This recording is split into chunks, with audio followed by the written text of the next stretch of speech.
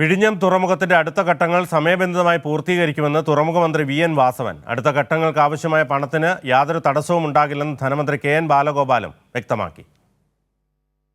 ഓഖി, അസാധാരണമായി ഉയർന്ന തിരമാലകൾ, കോവിഡ്, മറ്റ് ചുഴലിക്കാറ്റുകൾ, പ്രാദേശിക പ്രക്ഷോഭങ്ങൾ തുടങ്ങിയവയായിരുന്നു ഒന്നാംഘട്ട തുറമുഖ നിർമ്മാണത്തിലെ പ്രധാന വെല്ലുവിളികൾ. ഇതെല്ലാം മറികടന്നാണ് ഒന്നാംഘട്ട തുറമുഖ നിർമ്മാണം പൂർത്തിയായത്. പദ്ധതി സമയബന്ധിതമായി പൂർത്തീകരിക്കാനുള്ള ഇച്ഛാശക്തി സർക്കാരിനുണ്ട്. അടുത്ത ഘട്ടങ്ങളും മുൻ നിശ്ചയിച്ച പ്രകാരം നടക്കുമെന്ന് മന്ത്രി വ്യക്തമാക്കി.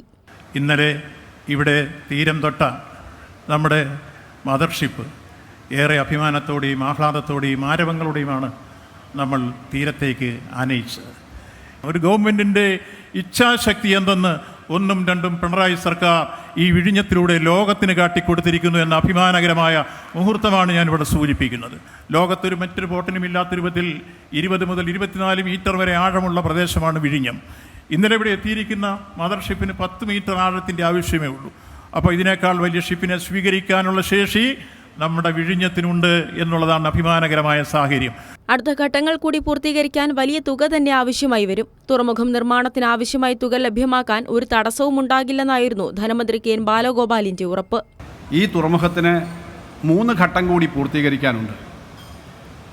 വലിയ ഒരു തുക, ഇപ്പം ചെലവഴിച്ചതിനേക്കാളും അധികം തുക ചെലവഴിക്കേണ്ടി വരും. അതിനാവശ്യമായ സാമ്പത്തിക കാര്യത്തിന് യാതൊരു തടസ്സവും വരില്ല എന്ന കാര്യം ഇവിടെ പറയാൻ ഞാൻ ഈ അവസരം ഉപയോഗിക്കുകയാണ്. വിഴിഞ്ഞം തുറമുഖം പൂർണ്ണ സജ്ജമാകാൻ ഇനി 3 ഘട്ടങ്ങൾ കൂടിയാണ് പൂർത്തിയാകാനുള്ളത്. അതും സമയബന്ധിതമായി പൂർത്തീകരിക്കാനുള്ള നിശ്ചയദാർഢ്യത്തിലാണ് സർക്കാരെന്നത് മുഖ്യമന്ത്രിയുടെയും മന്ത്രിമാരുടെയും വാക്കുകളിൽ നിന്ന് വ്യക്തം. കൈരളി ന്യൂസ്, തിരുവനന്തപുരം.